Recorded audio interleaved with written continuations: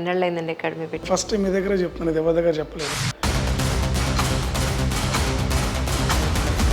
Groups కూడా prepare చేస్తున్నారండి? I'm interested in UPSC. మీరు ఏ సబ్జెక్ట్ టీచ్ చేస్తారండి ఇక్కడ? నా మేజర్ మేడం.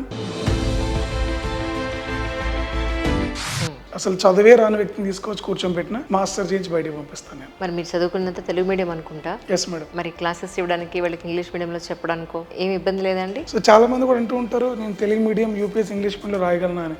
హ్యాపీగా రాయొచ్చు. ఒక తిరుమలే రాసినప్పుడు ఇంకెవరైనా రాయొచ్చు ఇండియాలో. ఇప్పుడు మీ దగ్గర తెలుగు మీడియం స్టూడెంట్స్ ఉన్నారండి? కొంతమంది ఉన్నారు, నాట్ ఒక అవుట్ ఆఫ్ 50లో. మరి మీరు ఎలా మేనేజ్ చేస్తున్నారు తెలుగు స్టూడెంట్స్?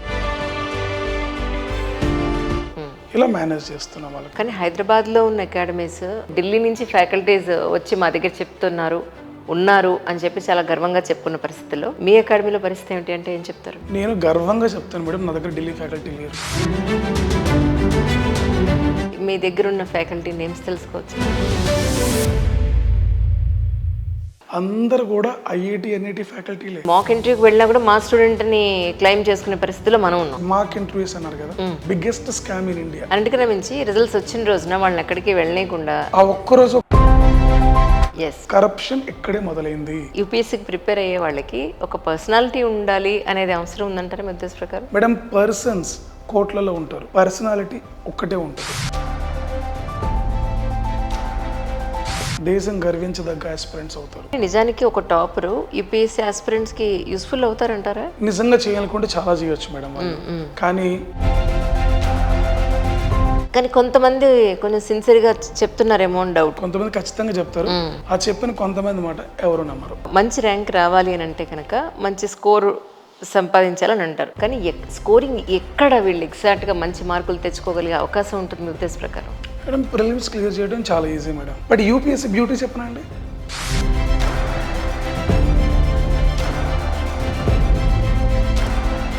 ఏమో ఎలిమినేషన్ ప్రాసెసే మేజర్ ఇంపాక్ట్ అందులో అని అన్నట్టుగానే నేను విన్నాను ఇన్ని రోజులు. ఎలిమినేషన్ ప్యాటర్న్ తీసేశారు, but technique still useful.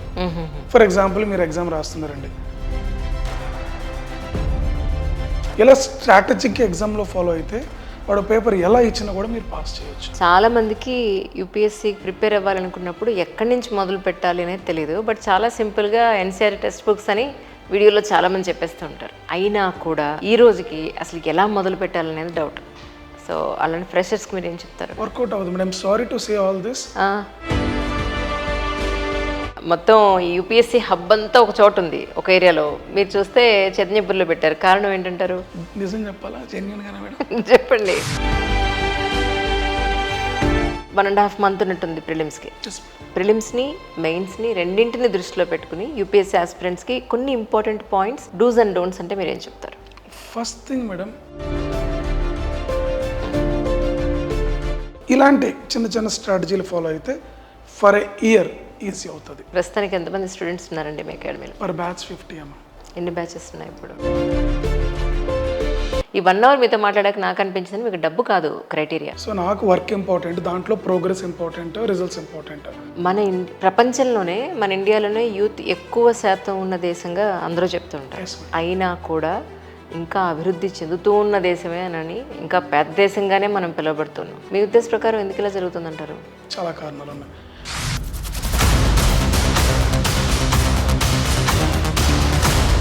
UPSC ఇవి కాకుండా ఏం ఎగ్జామ్స్ ఉన్నాయి, అందులో కొన్ని ఏమన్నా మాకు చెప్పగలుగుతారు మీకు తెలిసినవి? అట్లీస్ట్ ఇప్పుడు వీటన్నింటికి కూడా నార్మల్ డిగ్రీ చేసినా కూడా సో మీ వైపు నుంచి కొన్ని తెలిసినవి కొంచెం డీటెయిల్డ్గా ఒకసారి. చాలా ఉన్నాయి మేడం.